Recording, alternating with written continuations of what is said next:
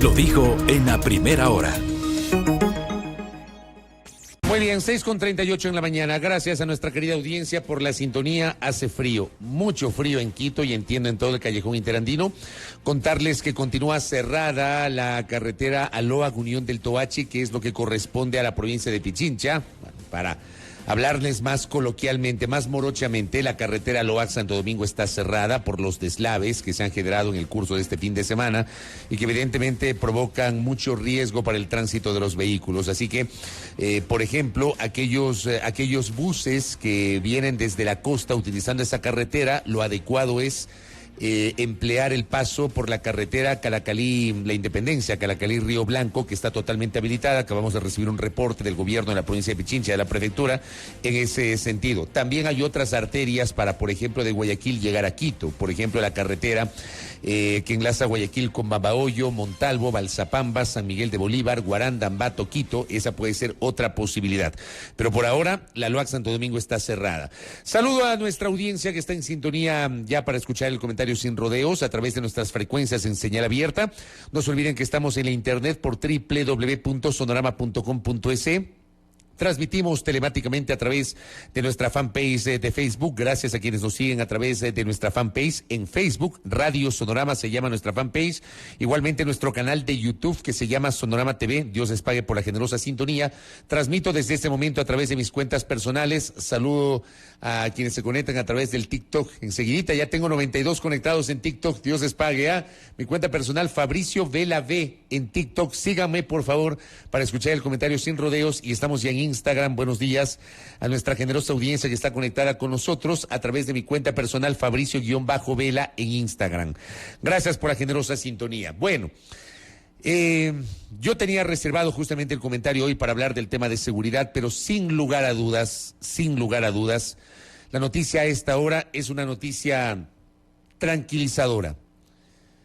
Finalmente fueron encontrados, no sabemos todavía los detalles, las condiciones, seguramente en el transcurso del día la Policía Nacional informará mayores detalles, pero fueron encontrados los esposos Mauricio y Vanessa, quienes habían sido reportados como desaparecidos. Hacia las 4:24 de la mañana, póngame el primer tuit de la Fiscalía, Roberto Carlos, tenga la bondad, 4:24 de la madrugada de hoy. Ya la Fiscalía General del Estado publicaba este tuit para quienes me siguen a través de las plataformas virtuales. Actualización, esto fue a las 4:24, como digo. Tras varias acciones coordinadas entre Fiscalía y Policía de Ecuador, Vanessa Beatriz Egas Garay y Mauricio Javier Martínez Franco, reportados como desaparecidos este 12 de marzo, fueron ubicados en el sur de Quito. Y ahí se ve una fotografía de una casa de salud. Entiendo que fueron llevados a esa casa de salud para la valoración correspondiente. Tengo referencias de que fueron encontrados, gracias a Dios, sanos y salvos. Esto fue lo único, digamos, el único detalle que publica la Fiscalía sobre la localización de la pareja, la pareja que desapareció la madrugada de este domingo en la Ruta Viva. Su vehículo fue encontrado en la Ruta Viva. Ellos habían salido a una fiesta en el sector de Miravalle, habían avisado a sus hijos que en las primeras horas de la madrugada estaban de regreso. Entiendo que ellos residen en la zona de la González Suárez, y su vehículo no llegaron nunca. Su vehículo fue encontrado desmantelado parcialmente en un sector de la Ruta Viva, que es esta vía que conecta Quito con los valles de Cumbayá, Tumbaco y también con la zona de Tababel, es decir, es una de las rutas de acceso al aeropuerto Mariscal Sucre. ¿Qué también informó la Fiscalía? Póngame el otro tuit, Roberto Carlos. La Fiscalía habla de 3 personas aprehendidas, no tenemos los detalles, como digo, hasta ahora.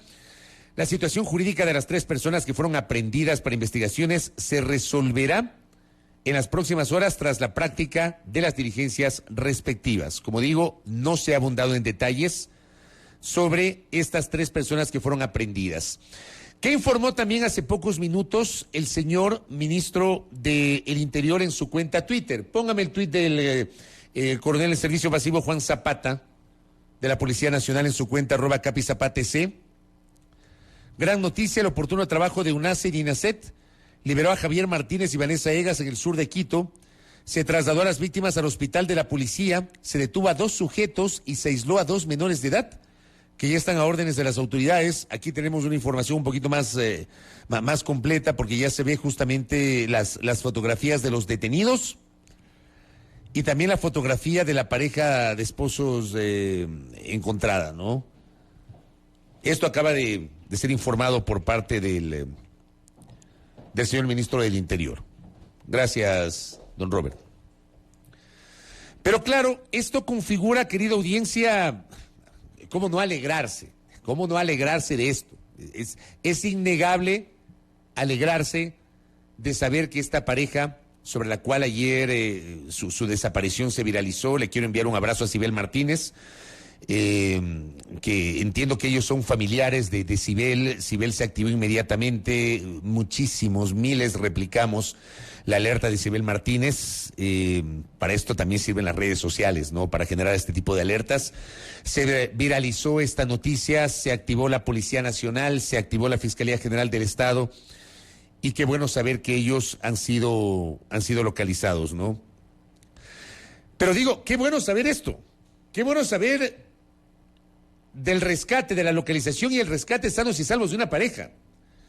Qué bueno saber lo que dijo el señor gobernador de la provincia del Guayas el día de ayer, que el 100% de los secuestros han sido resueltos por parte de las autoridades.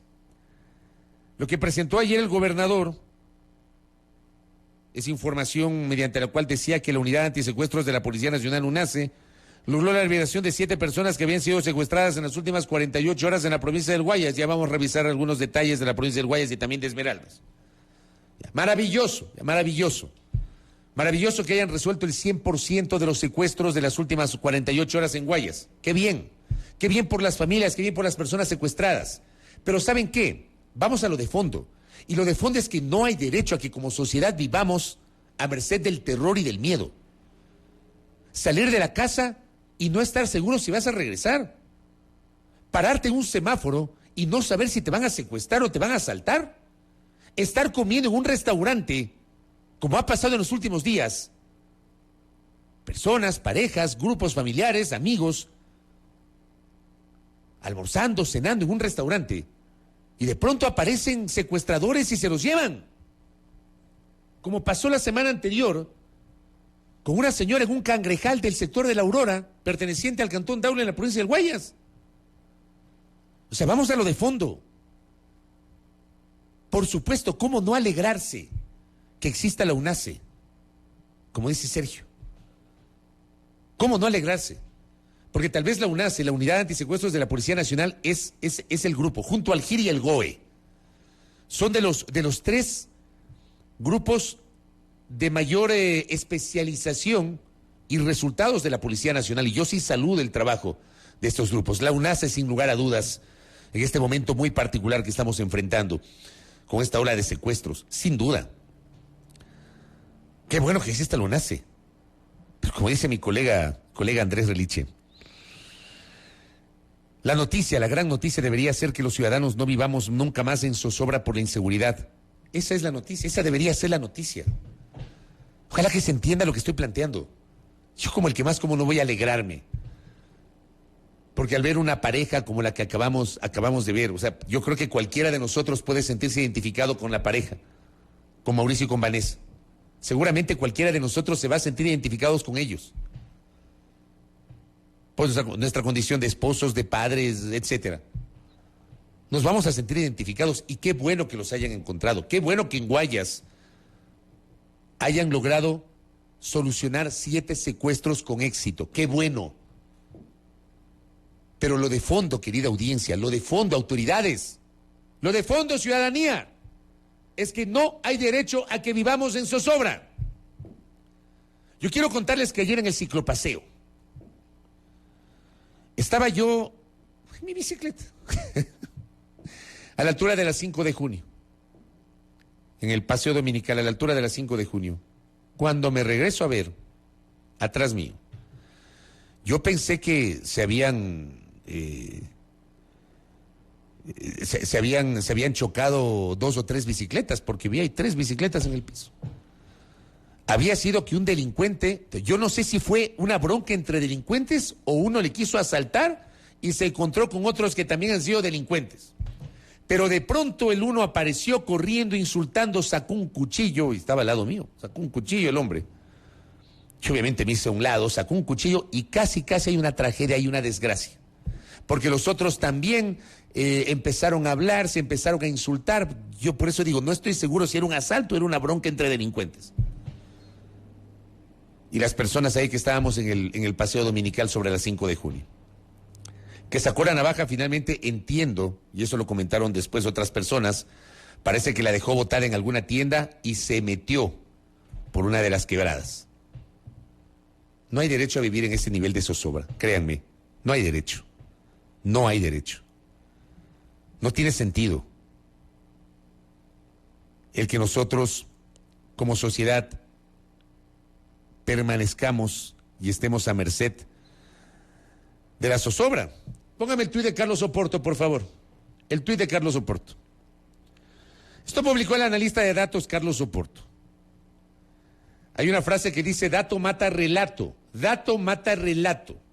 Usted puede decir lo que sea, adornar, buscar explicaciones, ya. Cada uno de nosotros puede tener una explicación distinta.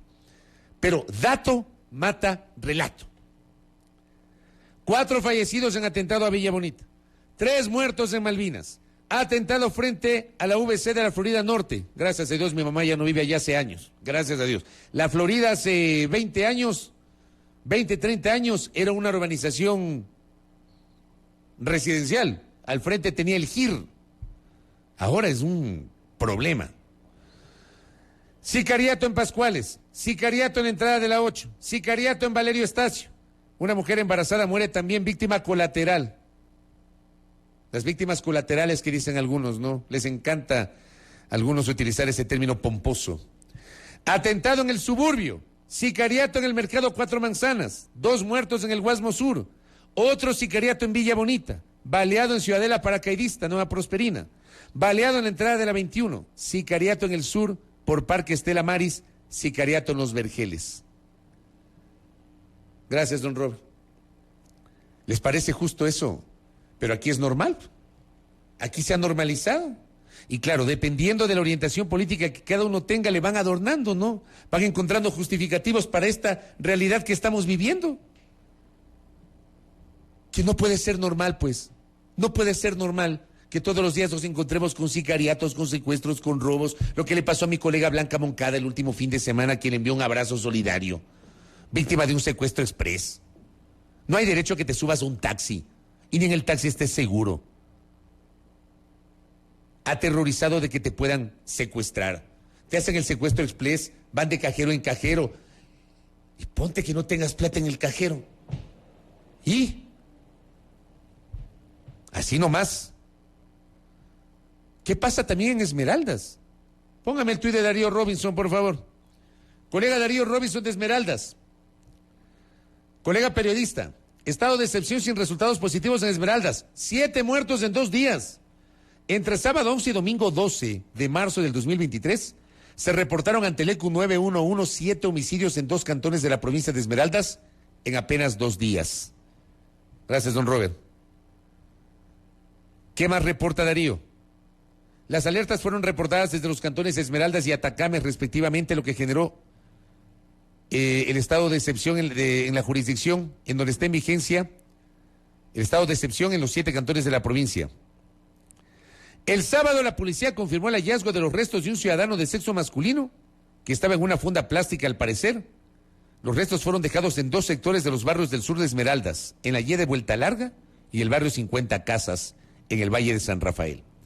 El mismo sábado a las 5 de la tarde, en pleno centro de la ciudad de Esmeraldas, en una tapicería ubicada en la avenida Olmedo Imbabura, cerca del sector El Potosí, un hombre habría sido víctima de la delincuencia. En Atacama, esa noche del sábado, hubo zozobra entre sus habitantes, ya que en pleno centro turístico en el Malecón, se generó una balacera al interior de un reconocido hotel de esa localidad. Ahí tienen ustedes la respuesta de por qué muchos locales comerciales de la zona del Malecón, por ejemplo, en Esmeraldas, la zona de Las Palmas, en Esmeraldas, ahí en el Malecón, en el puerto, deciden cerrar antes de las 6 de la tarde.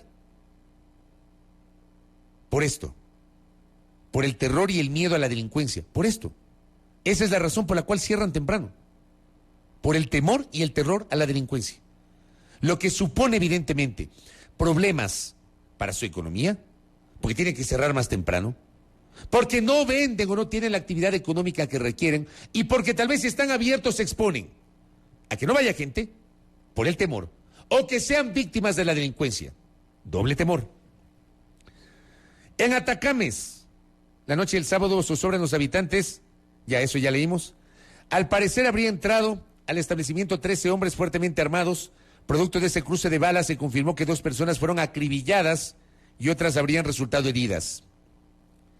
La madrugada del domingo, dice Darío Robinson Rivera, miembros de la Policía Nacional tuvieron que movilizarse hacia otro sector del sur del Cantón Esmeraldas en la propicia número 2, ya que en esta zona se escucharon tiroteos entre grupos no identificados, dejando como resultado una persona herida, la misma que fue trasladada a una casa de salud. Al mediodía de ayer, domingo 12 de marzo, se reportó otra balacera, pero en esta ocasión fue en el norte de la ciudad, a un costado del ex hospital Delfina Torres.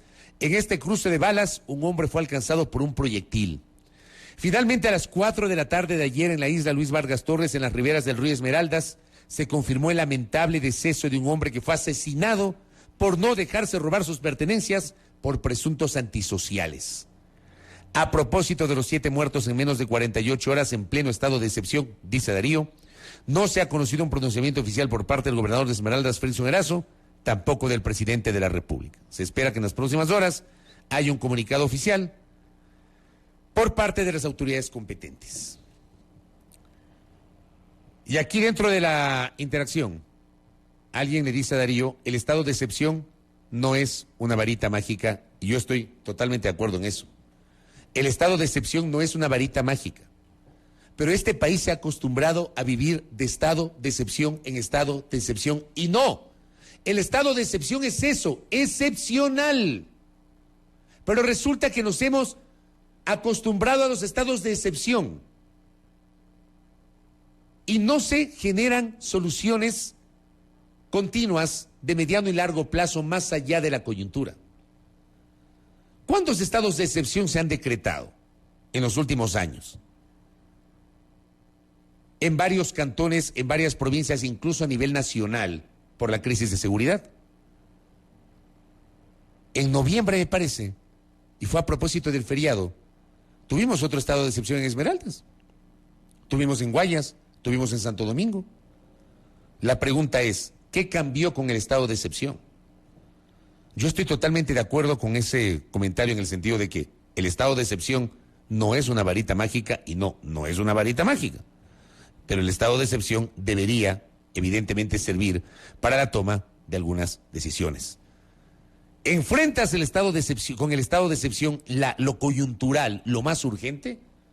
Pero hay que ir diseñando políticas de largo aliento porque el estado de excepción no puede ser permanente, no puede ser eterno. No puede ser eterno. Y aquí tenemos un relato de lo que pasa en la provincia de Esmeraldas. Y acá lo que dice mi colega Jefferson Sanguña, a quien le envío un abrazo. Mientras tanto, el secretario de Seguridad, concentrado en pelear por Twitter y viviendo del pasado. Esto lo venimos diciendo hace rato. Yo sé que cuando se les critica no lo toman a mal, no lo toman bien, lo toman a mal. Hay funcionarios que lo toman bien, lo toman como corresponde, que entiendan el sentido de la crítica periodística. Hay otros que no, que se enojan. Pero yo vengo diciendo hace rato, el señor secretario de Seguridad Pública y del Estado, el doctor Diego Ordóñez Guerrero, tiene que dedicarse, si quiere tuitear porque le encanta el Twitter, hágalo, pero hágalo con base en lo que está pasando a nivel de seguridad. Por ejemplo, hable sobre los secuestros, hable sobre lo que pasó con la pareja la madrugada de este domingo y que felizmente fue encontrada la madrugada de este lunes. Hable de lo que está pasando en Esmeraldas, este relato de Darío Robinson Rivera. Hable de las cifras que ha mostrado el analista de datos Carlos Oporto. Pero hable de eso. Pero se dedica a pelear por Twitter hablando de cualquier cosa, menos de lo que le corresponde. Entonces lo que está dejando es una muy mala imagen sobre lo que significa ser secretario de Seguridad Pública y del Estado. Un ministro de Estado o un secretario con rango de ministro no puede pasar las 24 horas del día peleando en el Twitter. O sea, por ahí no va la cosa. Concéntrese en su trabajo. Yo no le veo al ministro del Interior tuiteando todo el tiempo y peleándose con todo el mundo. No le veo al comandante de policía haciendo lo mismo, ni al presidente de la República le veo haciendo lo mismo. Un secretario con rango de ministro, con una tarea específica, que es la de combatir la inseguridad de este país, brindarnos respuestas a los ecuatorianos, darnos certidumbre de que si salimos de nuestras casas, de nuestras oficinas, de nuestros sitios de estudio, y nos vamos a subir en un taxi, vamos a estar seguros. Eso tiene que hacer la autoridad que se encarga justamente de administrar la seguridad de este país, no dedicarse a pelear en el Twitter. Por ahí no va la cosa. Acá, por ejemplo, me dice Silvia, le envío un abrazo. ¿Qué dice por acá? Súbete a una Mejía desde el Trébol hacia Tambillo. Se normalizó que el controlador diga guarden sus cosas de valor. Llegan a puntos como la Villaflora, a la altura de la maternidad Luz Helena Arismendi y Cutuglagua. Los conductores de buses abren las dos puertas y esperan que no haya disparos. Ya si roban, es culpa de quien sacó el celular. Reclamamos y los conductores dicen estar amenazados. Les toca abrir las puertas en estas paradas. Me dice también que pasa lo mismo en la ruta de Carapongo a Guajaló. Otra ruta. Acá Silvia me habla. Una Mejía desde el Trébol hacia Tambillo. Y acá de Carapongo a Guajaló. Exactamente lo mismo. Exactamente lo mismo. Acá me dice Tamara, yo ya tengo el pavor en el cuerpo. Nunca antes había sentido este miedo pavoroso de ir al país. Tamara reside fuera de Ecuador y viene a fin de mes. De llegar y de estar allá. ¡Qué desolación! Dentro de la interacción que estoy leyendo por parte de quienes me escriben directamente. Esto es lo que estamos viviendo. Mientras tanto, el señor secretario de Seguridad está peleando en el Twitter. Concéntrese en el presente, señor secretario. Con todo respeto, y ojalá que lo tome como corresponde. Concéntrese en el presente, en sus acciones. Porque sigue hablando del pasado, sigue hablando de los gobiernos anteriores, sigue con lo mismo, exactamente lo mismo. Y lo que uno espera leer del señor secretario de Seguridad Pública y del Estado es pronunciamientos que además desemboquen en acciones sobre lo que necesitamos las ciudadanas y ciudadanos, que es seguridad. Claro, aquí María Paz me dice, quizá esa sí fue la misión que le dieron al secretario Ordóñez, capaz, que se dedique a pelear por el Twitter. En lugar de entender que de verdad lo que necesitamos es certezas por parte de las autoridades. Certezas. Emilio me dice acá, los índices de migración ecuatoriana son impresionantes. La gente se va de nuestro país ante la desolación y el abandono. Nuestro país no da más. Aunque para algunos, la migración es parte de la tradición, del folclore. Las tradiciones ecuatorianas. O sea, ahora la migración para algunos es tradición familiar. Y no se dan cuenta de esto que dice Mil. La desolación, el abandono. El terror de salir de la casa y mirar a todos lados, viendo si te están siguiendo, te están mirando. ¿Ya? O estás en un restaurante y no sabes en qué momento entra un delincuente a asaltarte. Hay derecho para vivir así, de verdad. Hay derecho. Hay derecho que salgas a una fiesta, que vayas a un compromiso a divertirte y regresas y resulta que te secuestran. No hay derecho. No hay derecho. Acá me dice Sofi Cruz, es un medio que no te puedo describir en la ruta del Trébol Machachi. Yo he preferido tomar Ecovía, en la que gasto 2 horas de tiempo. Me siento un poco más segura para llegar al mismo punto. Esto me dice. No hay derecho, por ejemplo, a lo que le pasó a mi colega Blanca Moncada, que hace un relato de terror de lo que le pasó el momento que se subió a un taxi. Donde tengo el tuit de Blanca, que por aquí lo tengo a la mano. Hace el relato Blanca. Dice, el viernes 10, a las 21:30 del viernes 10 de marzo, un relato de la colega periodista Blanca Moncada Pesantes, a quien le he expresado y le expreso nuevamente mi testimonio de profunda solidaridad y abrazo. En la Víctor Emilio Estrada, Urdesa, Urdesa, norte de Guayaquil, Urdesa. Agarré un taxi, mal dirán algunos porque en Guayaquil no se puede andar así, eso es normal, pero algunos no normalizan. En Guayaquil uno no es libre. Eran solo 5 minutos de carrera, pero se hicieron 2 horas y media. En la Avenida de las Aguas, en Urdesa, para los que conocen el Guayaquil, la Avenida de las Aguas, que es muy, muy conocida y muy transitada, 2 sujetos se subieron al taxi. Por suerte mía y por mala suerte de él, un amigo me acompañaba. Lo primero que hicieron al subir fue golpearlo con el arma. Nos pusieron mascarillas en los ojos y nos dijeron que nos matarían.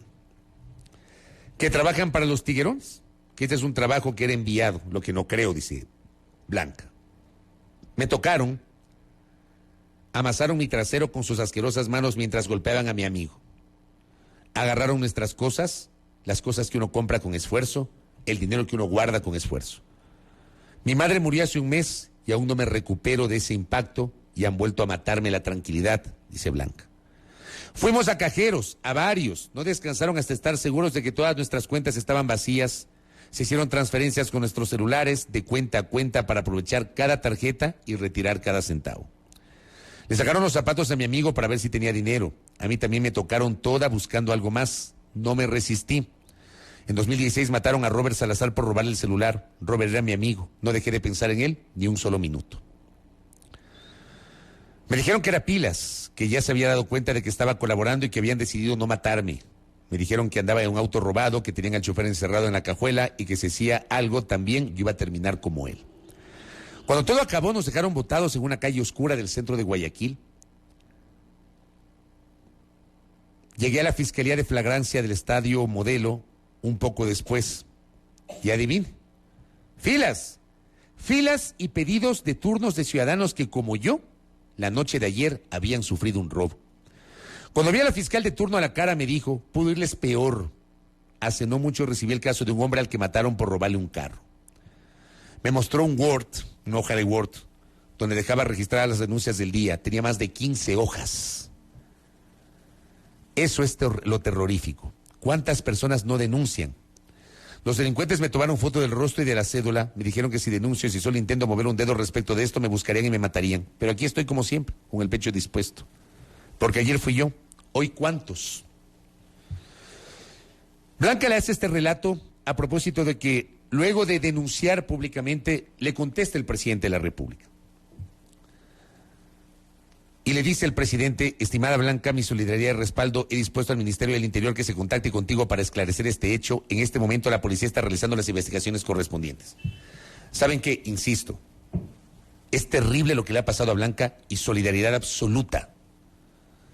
Pero no hay derecho a que, y creo que esto también tiene que ser materia de discusión. El presidente le contesta a una persona que es pública, que es una colega. ¿Qué pasa con el resto de ciudadanas y ciudadanos? Que tal vez no tienen el mismo nivel de exposición y que han enfrentado situaciones similares o peores. Ahí no hay una respuesta ni del presidente, ni del ministro del Interior, ni del secretario de Seguridad, que se dedica a otra cosa en el Twitter, menos a este tipo de situaciones, a atender este tipo de casos. Ahí no se tiene ese mismo tipo de respuestas. Entonces, esto genera un sentimiento de indefensión de mucha gente. Porque qué bueno que el presidente le conteste a mi colega, qué bueno. Pero ¿qué pasa con el resto de ciudadanas y ciudadanos que están enfrentando una situación similar? Esto es lo que está pasando en el Ecuador. Para algunos, como me dicen acá, es un cuento con final trágico la migración. Indignante. Natasha Rojas me dice, le envío un abrazo. Esa es la realidad de la mayoría de líneas de transporte en determinados tramos, hablando de los buses. Son urgentes medidas que enfrenten las causas y no solamente los efectos. Así empezamos la semana, querida audiencia. Yo quería empezar hablando de esto, una vez más, solidarizándome con aquellos que han sido víctimas de la delincuencia. Me alegro como el que más de corazón que hayan sido localizados los esposos Vanessa y Mauricio sanos y salvos. Y hoy seguramente se van a conocer detalles de lo que fue, de qué fue lo que pasó con ellos después de que salieron de una fiesta y no lograron llegar a su hogar y su vehículo fue abandonado en la Ruta Viva. Qué bueno que los hayan encontrado. Qué bueno que 7 secuestros hayan sido solucionados por la UNAS el último fin de semana en Guayas. Qué bueno. Pero ¿saben qué? No merecemos vivir de esta manera. No hay derecho a que vivamos así, a merced del terror. Para mañana me voy a reservar las contradicciones entre el gobierno, la fiscalía y la justicia sobre la liberación de presuntos delincuentes. Eso me lo reservo para mañana.